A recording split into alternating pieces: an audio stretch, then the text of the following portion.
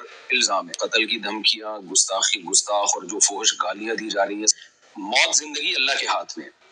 جو رات قبر میں گزرنی ہے وہ قبر میں گزرے گی، جو زمین پہ گزرنی ہے وہ زمین پہ گزرے گی۔ لیکن ایسا نہ ہو کہ کچھ مذہبی متشدد قسم کے اسکالر آپ سے وہ کام کروائیں جس پہ قیامت کے دن نبی صلی اللہ علیہ وسلم آپ سے اپنا چہرہ پھیر لیں، اور آپ شو تو یہ کر رہے ہو میں نے نبی کے نام پہ یہ کام کیا ہے، لیکن نبی صلی اللہ علیہ وسلم اس شدت پسندی سے کبھی بھی خوش نہیں ہو سکتے۔ اور اگر پھر بھی آپ یہ سمجھتے ہیں کہ یہ گستاخی ہے معاذ اللہ، تو پھر میں آپ کے سامنے کچھ بریلویوں کے چوٹی کے علماء کے حوالے پیش کرتا ہوں مختصر۔ تو جو فتویٰ پھر آپ نے مجھ پہ لگایا ہے ان پہ بھی لگایا، میں مانتا ہوں سارے بریلوی ایسا نہیں کرتے ہیں، ایک مخصوص طبقے کے مخصوص افراد ہیں جنہوں نے ایک پروپیگنڈا کھڑا کیا ہوا ہے اور سادہ لو عوام کو برگلا رہے ہیں کہ یہ واجب القتل ہے اور گستاخ ہے وغیرہ وغیرہ۔ ایک مولوی اور طارق مجہول مردود ایک بندہ بھی غیرت مند نہیں بیٹھا جڑا اٹھ کے انہاں سر لاوے، اس وجہ تو یہ بالکل اس بارے کوئی معافی نہیں، اس کتے نوں لگام پائی جاوے، وہ کتا بھی نہیں بڑھتا۔ مفتی طارق مسعود کے بیانات کے لیے مفتی صاحب کے آفیشیل چینل مفتی طارق مسعود سپیچز کو سبسکرائب کریں۔ بسم اللہ الرحمن الرحیم، نحمدہ ونصلی علی رسولہ الکریم۔ جب سے کینیڈا والے بیان وہ سوسائٹی میں گیا ہے تو مسلسل سوشل میڈیا پہ ہائپ کریٹ کی جا رہی ہے، اور ایک مخصوص طبقے کی طرف سے جو بہت زیادہ شدت پسندی پھیلا رہا ہے۔ بار بار مجھے کہا جا رہا ہے کہ یہ جو معذرت آپ نے دوبارہ کی ہے یہ بھی قابل قبول نہیں ہے، اور اس طبقے کا بنیادی مقصد یہ ہے کہ میں یہ مانوں کہ میں نے گستاخی کی ہے اور پھر میں گستاخی سے معذرت کروں۔ جو غلطی مجھ سے ہوئی ہے اس پہ میں بار بار معذرت کر چکا ہوں، لیکن وہ طبقہ مسلسل دھمکیاں دے رہے ہیں میرے واٹس ایپ پہ، قتل کی دھمکیاں، گستاخ اور جو فحش گالیاں دی جا رہی ہیں سب کے نمبر بھی میں سیو کر رہا ہوں۔ تو یہ سب کچھ چل رہا ہے میرے ساتھ، تو مجھے خیال ہوا کہ میں ایک علمی لحاظ سے بہرحال میں اس پہ ایک ویڈیو ریکارڈ کرواؤں، کیونکہ جو کچھ میرے مخلص لوگ ہیں، بعض لوگ، میجورٹی نے مجھے گستاخ قرار نہیں دیا الحمدللہ، میجورٹی علماء نے، بلکہ انہوں نے اس کو ایک غلطی ضرور قرار دیا، علمی غلطی، گستاخ قرار نہیں دیا، لیکن بعض ہمارے ہی بڑوں سے، بعض ہمارے ہی لوگوں نے بھی اس کو گستاخی سے تعبیر کیا، اور پھر یہ کہا کہ مفتی صاحب نے جب گستاخی سے معذرت کر لی ہے تو اب ان کی جان چھوڑ دو۔ تو اس کو بھی بعض شدت پسند لوگ کہہ رہے ہیں دیکھو ان کے اپنے بڑے کہہ رہے ہیں کہ انہوں نے گستاخی کی ہے، اس لیے مجھے گستاخی کے لفظ کو ایکسپلین کرنا بہت میرے لیے ضروری ہو گیا ہے۔ وجہ اس کی ہے کہ جو مخصوص طبقے کے کچھ لوگ ہیں جو ان کے لیڈر بہت زیادہ شدت پسندی پھیلا رہے ہیں اور اپنی عوام کو، جو عام لوگ ہیں نا، ان کو بہت زیادہ اکسا رہے ہیں میرے قتل پہ۔ کھلی ویڈیو میں جب اتنا اکسا رہے ہیں، آپ یہ ویڈیو کلپ دیکھ سکتے ہیں۔ ایک مولوی اور طارق مجہول مردود ایک بندہ بھی غیرت مند نہیں بیٹھا جڑا اٹھ کے انہاں سر لاوے، اس وجہ تو یہ بالکل اس بارے کوئی معافی نہیں، اس کتے نوں لگام پائی جاوے، وہ کتا بھی نہیں بڑھتا۔ جب کھلی ویڈیو میں اتنا اکسا رہے ہیں تو بند کمروں میں کتنا اکساتے ہوں گے، اور میرے پاس جو الگ سے دھمکیاں آ رہی ہیں وہ الگ ہے، لیکن جو لیڈر حضرات ہیں نا ایک مخصوص طبقے کے، وہ بار بار جو ہے نا گستاخ کی سزا سرتن سے جدا، نعرے بھی یہی لگ رہے ہیں۔ سر سید تھانے کے باہر جو ہمارا قریبی محلہ ہے اس میں جو تھانہ ہے اس کے باہر بھی یہ نعرے لگائے گئے ہیں ایک کراؤڈ کی شکل میں کہ گستاخ کی سزا سرتن سے جدا۔ تو میں اس گستاخ کے لفظ کو آج علمی انداز سے ایکسپلین کروں گا، تحقیقی جواب بھی دوں گا، الزامی جواب بھی دوں گا کہ اگر آپ مجھ پہ گستاخی کے فتوے لگاتے ہیں تو پھر آپ ان لوگوں پہ بھی گستاخی کے فتوے لگائیں، تاکہ جو سادہ لوگ ہیں جو واقعی نبی صلی اللہ علیہ وسلم سے محبت کرتے ہیں لیکن وہ غلط فہمی کا شکار ہو گئے، وہ مجھ سے بدگمان ہو گئے کہ مفتی صاحب نے واقعی غلط گستاخی تو بہرحال کی ہے، بعض لوگ یہ کہہ رہے ہیں، تو میں نے جو غلطی کی ہے اس سے میں رجوع کر چکا ہوں، گستاخی میں نے نہیں کی ہے۔ تو اب میں اس پہ شروع کرتا ہوں۔ دیکھیے میرا جو بیان تھا میں نے اس میں یہ بات کہی جو کہ غلط الفاظ تھے، میں نے کہا قرآن میں گرامر کے لحاظ سے یہ غلط ہے لیکن اس کو ٹھیک نہیں کیا گیا، یہ قرآن کا میں معجزہ بیان کر رہا تھا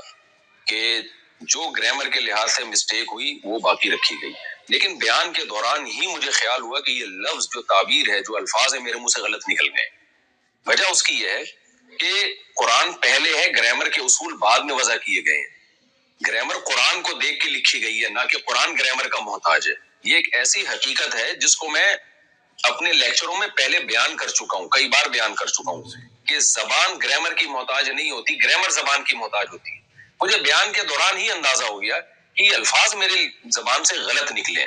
لہذا میں نے بیان میں ہی اس کی کریکشن کی کہ اگر ظاہری لحاظ سے اس میں کوئی غلطی لکھنے میں ظاہری لحاظ سے، ورنہ اس میں بڑی حکمت ہے گرامر کی، یہ مسٹیک اگر ظاہری لحاظ سے میں مسٹیک کہہ رہا ہوں تو وہ کریکشن کیا تھی جو میں نے چلائی بھی ہے کہ ظاہری لحاظ سے ہے، حقیقت میں نہیں ہے، ظاہری لحاظ سے۔ ظاہر کا مطلب یہ کہ حقیقت میں کوئی غلطی نہیں ہے، دیکھنے میں ایسا لگتا ہے کہ گرامر کے قاعدوں کے خلاف ہے۔ میرا خیال یہ تھا کہ اس سے لوگ مطمئن ہو گئے ہوں گے، لیکن وہ بھی میری غلطی تھی، مجھے اس میں اور اچھی طرح سے ایکسپلین بھی کرنا چاہیے تھا اور اسی بیان میں معذرت کر لینی چاہیے تھی، وہ بھی میں نے نہیں کی۔ یہ بھی ایک جرم میرا ہے، اس کی بھی غلطی کا میں اعتراف کرتا ہوں۔ تو لیکن مقصد یہی تھا کہ حقیقت میں کوئی غلطی نہیں ہے۔ ظاہری لحاظ سے غلطی کا مطلب کیا تھا کہ بھئی قرآن میں کچھ باتیں ایسی ہیں جو عام نحوی قاعدوں کے جو قاعدے بعد میں ایجاد کیے گئے ہیں ان کے خلاف ہیں۔ یہ بات صرف میں نے نہیں لکھی ہے، یہ اور بھی لوگ لکھ چکے ہیں، خود بریلوی علماء لکھ چکے ہیں۔ یہ دیکھیں مقدمہ تفسیر نعیمی، مصنف حکیم الامہ مفتی احمد یار خان نعیمی، یہ بریلویوں کے بڑے عالم ہیں، صفحہ نمبر 20 پہ لکھتے ہیں بعض کلمات نحوی قاعدے کے خلاف معلوم ہوتے ہیں لیکن وہ پڑھے ویسے ہی جاتے ہیں جیسے کہ ثابت ہو چکے۔ مثلا علیہ اللہ، اب دیکھیں قرآن کا عام قاعدہ ہے علیہ اللہ، لیکن قرآن میں لکھا ہے علیہ اللہ، یعنی گرامر کا عام قاعدہ ہے علیہ اللہ، لیکن پڑھا جا رہا ہے علیہ اللہ۔ اسی طرح وما انسانیہ الا الشیطان، اب عام قاعدہ جو نحو کے طالب علم جانتے ہیں یہ ہے وما انسانیہ، لیکن جو احمد یار صاحب ہیں، مفتی احمد یار صاحب جو بریلویوں کے بڑے عالم، وہ کہہ رہے ہیں کہ یہ بھی عام قاعدے کے خلاف ہے، ما انسانی ہو ہے۔ اور تیسری مثال وہی دی ہے جو میں نے اپنے بیان میں دی تھی، لنسفعا بالناصیہ، تو یہ بھی انہوں نے مثال دی۔ اب میں پوری عبارت دوبارہ پڑھتا ہوں، مثلا علیہ اللہ ما انسانی ہو لنسفعا وغیرہ، دوبارہ یہ عبارت پڑھ دیتا ہوں میں۔ یہ لکھتے ہیں بریلویوں کے عالم بعض کلمات نحوی قاعدے کے خلاف معلوم ہوتے ہیں لیکن وہ پڑھے ویسے ہی جاتے ہیں جیسے کہ ثابت ہو چکے، مثلا علیہ اللہ ما انسانیہ لنسفعا وغیرہ۔ تو محترم نے بھی یہ فرمایا کہ نحوی قاعدے کے خلاف معلوم ہوتے ہیں، جبکہ میں نے کیا کہا تھا، بظاہر گرامر کے خلاف ہیں، بظاہر گرامر کے لحاظ سے غلط ہیں، تو میں نے تو پھر بھی بظاہر کا لفظ لگا دیا تھا۔ تو میں پھر بھی مانتا ہوں کہ میری غلطی تھی، مجھے بہت اچھی طرح سے ایکسپلین کرنا چاہیے تھا اور اسی وقت اپنے الفاظ سے رجوع کر لینا چاہیے تھا، لیکن بعد میں نے رجوع ریکارڈ کروایا، اس کی کیا وجوہات تھی، یہ بھی میری غلطی ہے، اس میں بغیر تعویل کے اس کو بھی اپنے کھاتے میں ڈالتا ہوں، لیکن اس عمل کو آپ گستاخی نہیں قرار دے سکتے۔ اگر آپ نے گستاخی قرار دینا ہے پھر بریلوی کے ان عالم کے عمل کو بھی اور ان کی عبارت کو بھی آپ گستاخی قرار دیں، اور میں نے تو ان الفاظ سے توبہ کر لی، ان عالم نے تو توبہ بھی نہیں کی، اب تک تو ہمارے پاس کوئی ایسا ریکارڈ نہیں ہے کہ انہوں نے الفاظ سے توبہ کی ہو۔ تو اصل مدعا میرا یہ ہے کہ نہ میرے الفاظ کو آپ گستاخی پر لے جا سکتے ہیں، نہ تفسیر نعیمی کے مصنف کے الفاظ، بریلوی عالم کے الفاظ کو آپ گستاخی قرار دے سکتے ہیں۔ آپ ان کے الفاظ کو بھی علمی غلطی قرار دے سکتے ہیں، میرے الفاظ کو بھی علمی غلطی قرار دے سکتے ہیں، یہ علمی غلطی قرار دینے پر ہمیں کوئی اعتراض نہیں ہے، لیکن آپ اس عمل کو گستاخی مت قرار دیں، کیونکہ اگر یہ ہے تو میں گستاخ ہوں تو پھر یہ بھی گستاخ ہیں، اور وہ تمام علماء گستاخ ہیں جنہوں نے اس علمی نقطے کو اس انداز سے بیان کیا ہے۔ دوسری روایت دیکھیں، عن هشام بن عروة عن أبيه قال سألت عائشة عن لحن القرآن إن هذان لساحران، وعن قوله والمقيمين الصلاة والمؤتون الزكاة، وعن قوله والذين هادوا والصابئون، فقال يا ابن أختي هذا عمل الكتاب أخطأوا في الكتابة، رواه الطبري في تفسيره جلد نمبر 1 صفحہ نمبر 18۔ علامہ طبری رحمہ اللہ تعالیٰ اپنی تفسیر کی جلد نمبر 1 صفحہ نمبر 18 میں لکھتے ہیں، اور یہ روایت مصنف ابن ابی شیبہ میں بھی ہے، فرماتے ہیں کہ عبداللہ بن زبیر جو حضرت عائشہ کے بھانجے تھے، انہوں نے سیدہ عائشہ رضی اللہ تعالی عنہا سے قرآن کی بعض آیتوں کے متعلق پوچھا، ظاہر ہے وہ آیتیں عام گرامر قاعدوں سے ہٹ کر تھی، تو حضرت عائشہ رضی اللہ تعالی عنہا سے ان کی جب تفسیر پوچھی تو حضرت عائشہ نے فرمایا کہ یا ابن اختی، ہے میرے بھانجے،